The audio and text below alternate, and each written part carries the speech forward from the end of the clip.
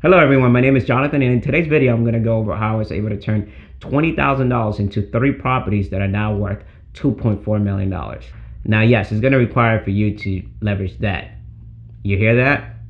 Dave Ramsey just left the chat. When buying a home, the bank feels most comfortable when you put in 20% down of the home, just because there you have enough equity in the home where any of these changes in the market, you're still going to be in it. You're still going to have equity in the home where you can still make money if you were to sell. So, and the same thing for the bank. If you were to default, the bank is able to still recuperate some of the funds because you have over 20% or at least 20% of equity in the home. So when buying a home, the bank is going to feel comfortable if you're putting 20% down. But this is where this opportunity comes in. And there's plenty of programs available that allow you to do less than 20% down. This especially works for the first-time home buyer program. When you buy in with your first-time home buyer program, just think what are the benefits and why it's there. So the reason is because when you think about real estate, it's right on top when it comes to the hierarchy of needs, right? You want to have a shelter, and the government understands this. We're trying to have home buyers, and not just that, you're also creating jobs, and you're creating blue-collar jobs and also creating white-collar jobs. Why? Because you have appraisers, you have lawyers, you have accountants, you have contractors that are coming in when you're purchasing a home, and all these jobs you're creating. In addition, you're also creating jobs by paying your taxes. You pay your taxes to the city, which creates jobs to maintain the roads in your town and whatnot. And all this is just creating a system where you're feeding the economy. So therefore, the government saying, you know what, we want you not only to house yourself, but we also see this as an opportunity for you to create jobs. So they then create an FHA program, first-time homebuyer program, that's backed up by the government that tells the bank, hey, you know what, we're going to back up this loans because it's important for us. It's also going to start stimulating the economy by every time a new home is purchased. So the FHA program allows you to buy a home for less than 20%, but you also have to pay PMI. The bank's still saying, you know what, I still feel comfortable if there's some type of insurance that would cover me in the event that this person is defaulting, because they have really low skin in the game. I mean, you're talking about buying a home that's worth hundreds of thousands of dollars for a few tens of thousands of dollars. So they really have no skin in the game. So the bank's saying, hey, we're going to feel more comfortable if there's some type of insurance that's going to cover in the event that this person defaults. And that's what PMI is. And if you're buying with less than 20%, you're probably going to be paying PMI. Now, there's also other programs out there that allow you not to have to pay PMI and still put less than 20%. So you're going to have to look at your individual situation. So if this is your goal, you got to start thinking how you're going to save enough money to be able to cover your down payment. Now, again, there's other programs out there depending on your income, depending on your city, that could allow you to buy a home with less than even 3.5% down.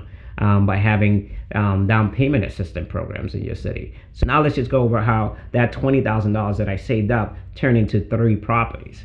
So one of the main things of this strategy is you want to have something that you're going to be able to add value to, meaning you're going to be able to increase the rent, or you're going to be able to add sweat equity into the property. So if you look up the strategy, it's just called BRRR, which is buy, rehab, rent, refinance, and repeat. So now let's just go over the strategy. So the first thing you want to do is, as a first-time home buyer, is you want to maximize what you could do. Now you have the option to buy in a single family, or you have the option to buy a multifamily. And as a multifamily, you can buy a max of 4 units. So as you gonna buy a home, think of buying multifamilies, because not only are you gonna get the tax benefits, but you're also gonna get the experience. And you're going to be able to get a bigger loan to buy you more homes. So now not only are you buying a house that you're going to be able to house yourself in, but you're also buying a business essentially by buying a multifamily, which also comes with tax incentives. So as I bought my first home, now the home needed a little bit of work. I needed cosmetic stuff, painting. The renter's unit did need a little more work, so that was a little more intense.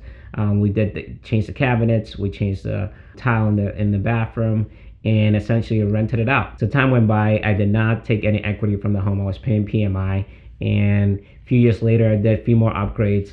And at this point, I was working real estate full time at this time. And so I needed 2 years of reporting my taxes as self-employed to be able to refinance my home.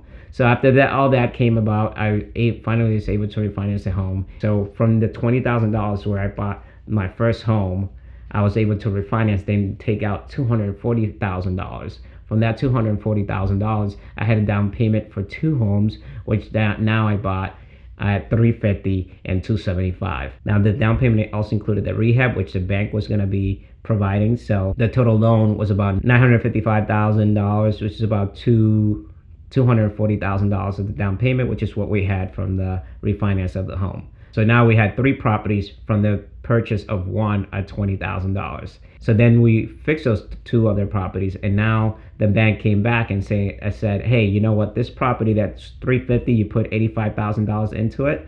Now we're valuating it at $610,000. And this other property that you bought at $275 and you put $245,000 into it, now we're evaluating $700,000. And then my original home that I bought at $335, we know that we could convert them into condos, and one would sell for $589 and the other would sell for $525. So combining those 3, that's how you arrive at the $2.4 million. So that is how I was able to leverage the $20,000 I first started with to extending 2 other properties.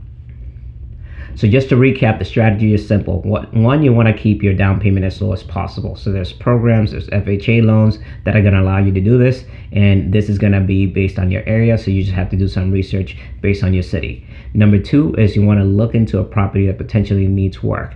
This is going to allow you to be able to take out as much equity as possible if the option to leverage your equity to purchase another property is what you want to do.